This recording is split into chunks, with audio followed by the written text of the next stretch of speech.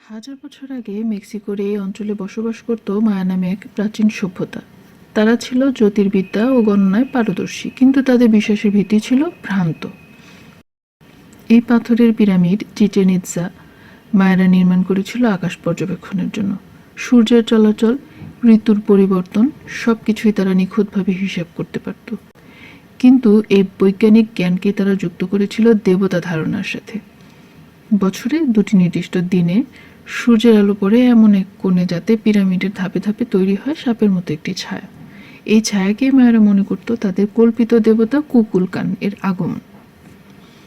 বাস্তবে এটি কোনো দেবতার অবতরণ নয়, এটি ছিল মানুষের হাত তৈরি একটি নিখুঁত স্থাপত্য ও জ্যোতির্বৈজ্ঞানিক হিসাবের ফল।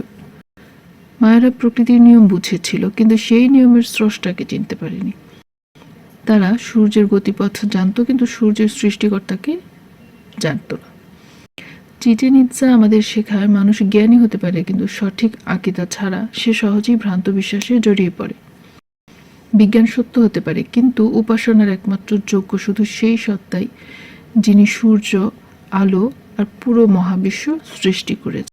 ইতিহাস আমাদেরকে জানায় মানুষ কি ভাবত, আর ঈমান আমাদের শেখায় কোনটা সত্য।